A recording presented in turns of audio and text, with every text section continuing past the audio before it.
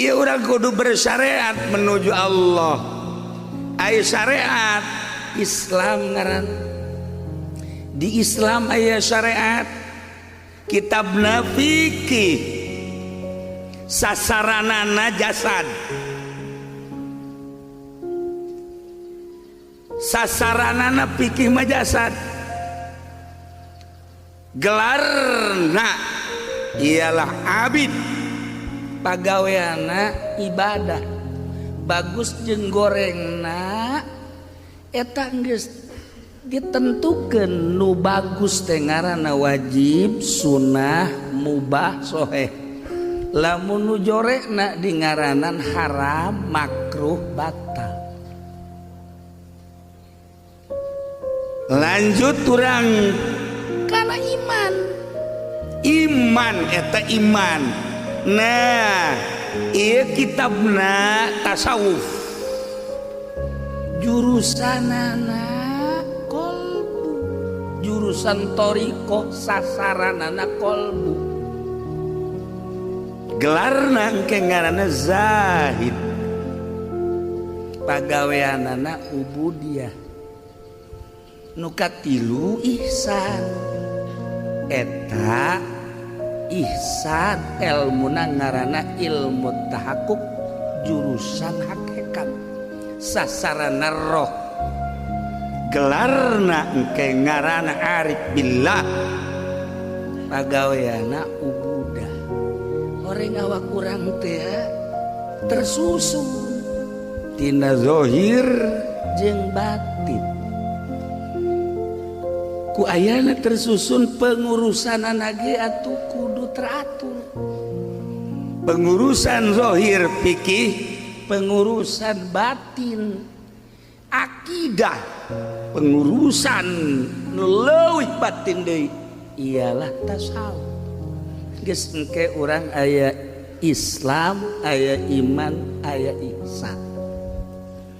Lamun jelema kakarak ibadah dina Islam doang capek, ibadah teh capek lantaran teu make hate.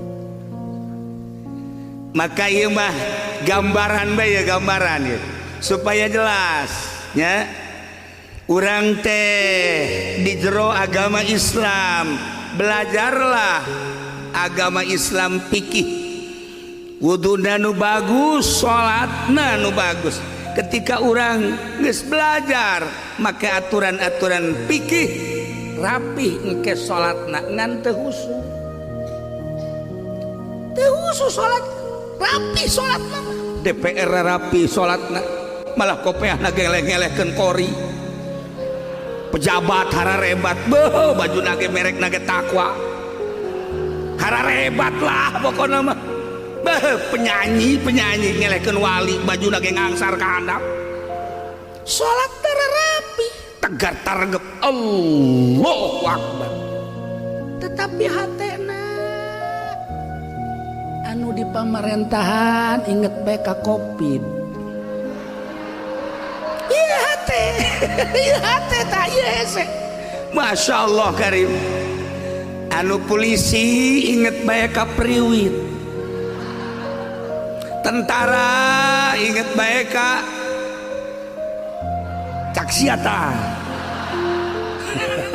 Haji Pendi inget bae ka toho kakarunggoni setan teh mah.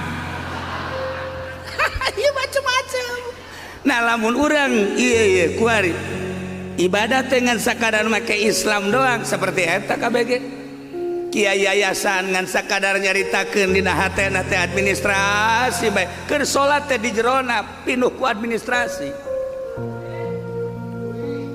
Tuh, siap. Bener? Karari itu BKB. Teu saha. Baik eta penyanyi, artis, pemerintah, polisi, TNI, termasuk kiai. Kitu bae kabeh dina Islam mah. Rugi urang teh lamun salat kan kos kitu dan capek. Hanas tarang hararide. Ieu teh eueuhna naonan.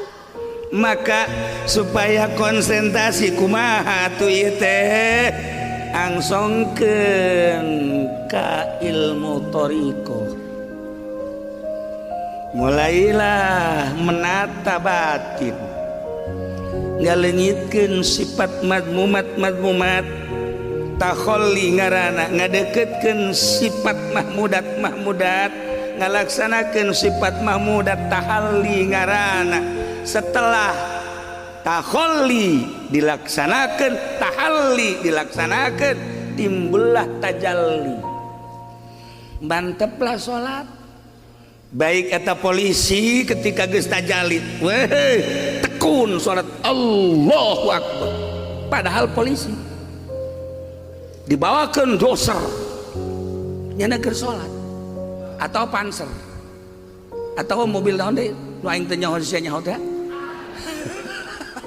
tetep bae moal robah lantaran di jerona geus aya penataan rohani. Ketika seorang kiai walaupun di yayasan tapi nyana berthariqah, yayasan tinggal yayasan, ceuhil tama kos kitu horeng di jero kolbu aya Allah, administrasi teh teu kadele. Tuh pengusaha tinggal pengusaha, lamun memang manehanana bertajalli tentrem Allahu Akbar. Berbagai golongan baik data DPR maupun PNS ataupun kiai atau polisi atau TNI presiden sekalipun lamun di jero kolbuna tajalli geus mantep.